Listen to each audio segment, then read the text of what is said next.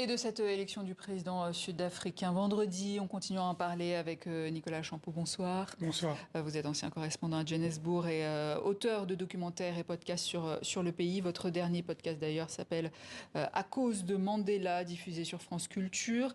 L'ANC a donc recueilli 40% des voix aux dernières législatives de mai, contre 57% en 2019. Comment expliquer ce revers électoral ? Alors les scores de l'ANC s'effritent d'élection en élection. Il y a de multiples raisons pour expliquer ce recul très très sévère qui était attendu mais pas à une telle ampleur. Il faut croire que le vote réflexe en faveur de l'ANC, parti de libération, le parti de Mandela, n'opère plus ou tout du moins ne fait plus le poids face aux doléances dont la liste ne cesse d'être de plus en plus fournie et ce sont même des colères qui sont exprimées par les Sud-Africains, un système éducatif en lambeaux, des délestages d'électricité quotidiens, un chômage qui enfle, en particulier du côté des jeunes, la corruption mise en place par l'ancien président Jacob Zuma qui n'a pas véritablement été endiguée. Donc au quotidien, les Sud-Africains souffrent, les inégalités se creusent entre les riches et les pauvres. Et donc c'est un vote de ras-le-bol, un vote de sanctions.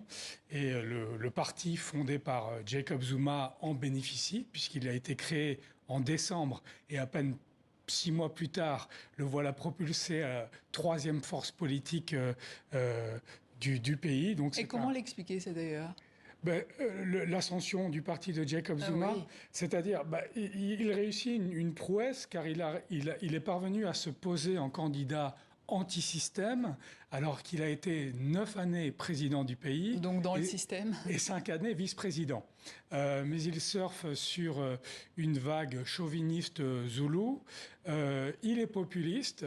Il a toujours fait campagne par le passé sur des plateformes très à gauche. Au pouvoir, il redevient modéré, mais ses promesses séduisent encore face à la déception et à l'incapacité de Cyril Ramaphosa, l'actuel président, sans doute futur président, il sera sans doute renouvelé, à se confronter aux véritables problèmes qui gâchent le quotidien des Sud-Africains. Mais l'ANC va devoir, pour gouverner, former des alliances. A priori, ce serait avec le parti DA, l'Alliance démocratique, qui veut pourtant privatiser de nombreuses entreprises, et visiblement avec le parti Zoulou aussi. Oui, alors l'Inkatha Freedom Party a indiqué très clairement, sans équivoque, sans condition, même il y a quelques heures, qu'il était prêt à entrer dans une alliance de gouvernement avec l'ANC. C'est un parti qui a déjà participé à des gouvernements ANC de 1994 à 2004. Donc ce n'est pas la première fois, mais ça fait tout de même 20 ans. Ils ont claqué la porte il y a 20 ans, donc ce n'était pas acquis. L'Inkatha Freedom Party a un programme relativement modéré qui est compatible avec celui de l'ANC, compatible avec celui de l'Alliance démocratique, l'ADA, qui est quand même très très pro-libéral, qui s'oppose aux politiques de discrimination positive de l'ANC, qui s'oppose à l'établissement d'un salaire minimum, qui s'oppose à la création d'un système de santé public. Donc il y a des discussions qui vont avoir lieu, et il y a surtout un gros travail pour l'ANC qui doit rassurer sa base, un gros travail pour l'ANC qui doit convaincre ses alliés, le Parti communiste sud-africain et la puissante confédération syndicale COSATU, qui n'ont pas du tout envie de faire alliance avec ce qu'ils appellent les fils et les filles des architectes du régime apartheid, notre ennemi.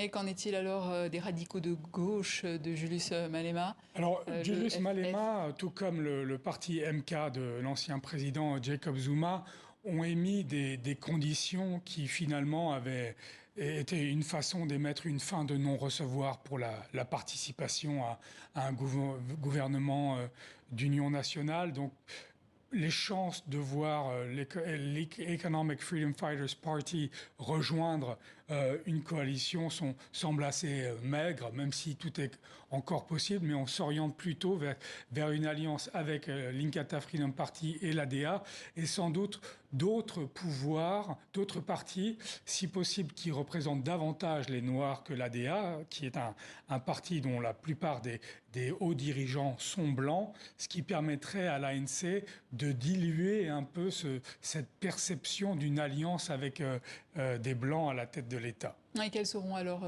les grands défis qu'attendent le nouveau président qui sera élu vendredi ?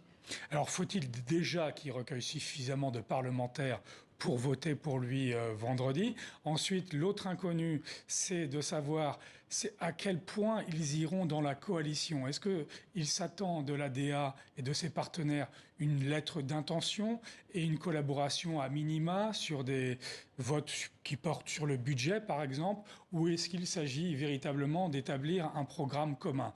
Il s'agira de toute façon, et là les experts se rejoignent sur ce point, d'une coalition qui sera fragile, parce que l'ANC est divisée, parce que l'Alliance démocratique est également divisée, parce que les partenaires de l'ANC sont très sceptiques, et il faudra composer avec Jacob Zuma, qui déjà en souhaitant boycotter et en souhaitant faire reporter ce vote après-demain, est prêt à mener une politique de quasi-insurrectionnelle et à donner du fil à retordre au président Cyril Ramaphosa s'il est renouvelé dans ses fonctions. Et une fois au pouvoir, quels seront les défis du nouveau président, notamment sur le plan économique ? Alors ils sont légion, il faut mettre un terme au délestage quotidien, s'adresser, parce qu'il a dit qu'il avait entendu le message aux problèmes économiques et sociaux que doivent affronter les Sud-Africains au quotidien, rajouter de la